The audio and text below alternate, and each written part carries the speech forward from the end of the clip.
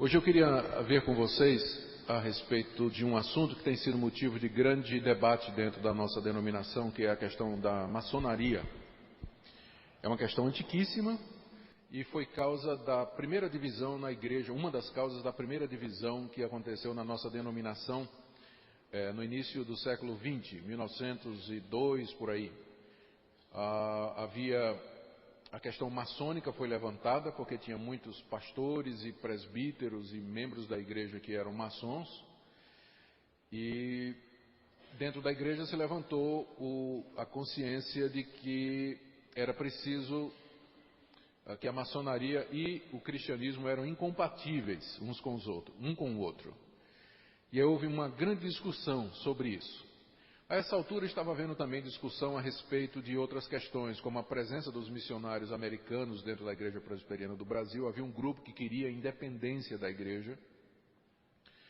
E também, por incrível que pareça, o Mackenzie, na época era a escola Mackenzie, ela também estava no meio dessa discussão,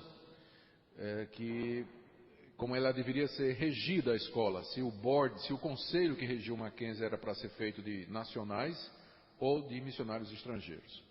E a igreja não chegou a uma conclusão. Em 1902, por aí 1906, eu não me lembro bem da data, não tenho certeza, saiu um grupo da Igreja Presbiteriana do Brasil se pronunciando contra a maçonaria, se pronunciando contra a presença dos missionários estrangeiros, e fundaram a IPI, Igreja Presbiteriana Independente. Então hoje a IPI existe por conta dessa divisão. E no que diz respeito à maçonaria, na Constituição da Igreja Presbiteriana Independente, que não é a nossa denominação, está escrito que é proibido, que não aceitará como membro quem for parte de qualquer seita secreta, especialmente da maçonaria. A nossa igreja, a IPB, resolveu ficar com os maçons.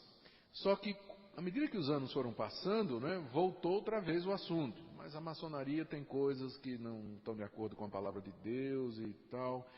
E o nosso Supremo Concílio foi adiando o assunto, então chegou a fazer recomendações. Nunca proibiu, mas fez recomendações. Recomenda que os oficiais da igreja não sirvam à maçonaria. Sempre recomendando, nunca tomando uma posição assim mais radical, até o Supremo Concílio do ano passado, quando a igreja resolveu, primeiro, que ela não aceita mais membros que sejam maçons, ou seja, a partir daquela decisão, os conselhos das igrejas, quando forem receber novos membros, geralmente se faz um exame, não é isso? Se faz um questionário.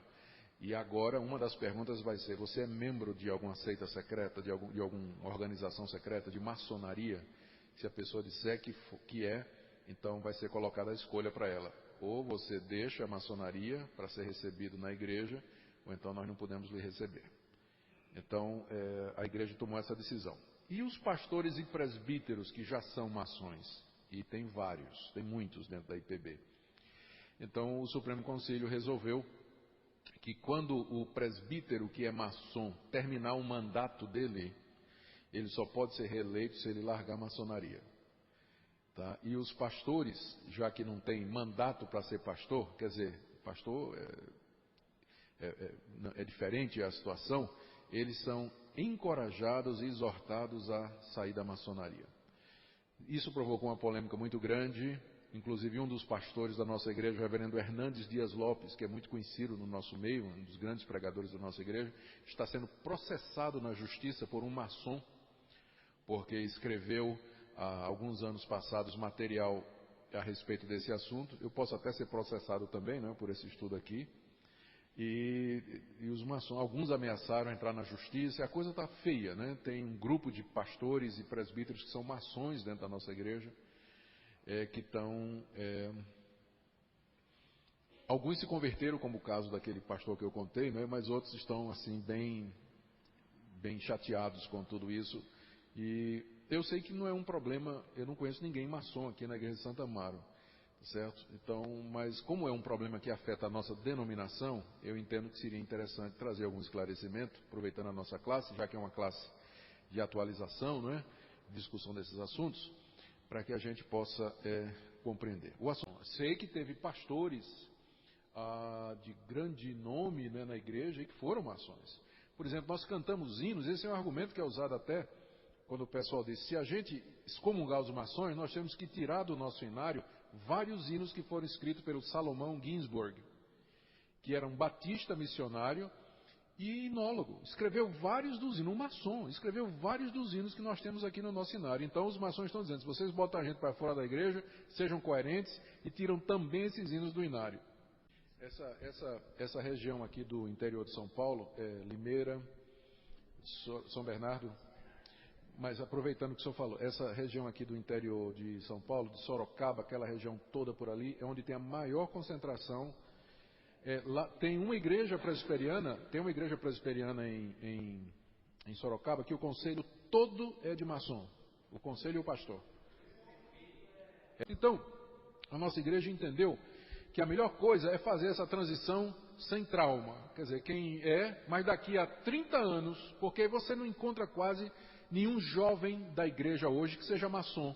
É geralmente o pessoal mais antigo, pastores antigos, presbíteros antigos que ainda são. Então, mais 30 anos, eles vão para a loja celestial lá em cima, se forem, né? Porque não está entrando novo. Então, com menos de uma geração, a igreja resolve o problema. Não pode. A determinação, a proibição é receber gente que seja maçom, aceitar que algum membro da igreja se torne maçom e recomendar a quem já é maçom e que está dentro da igreja a que abandone.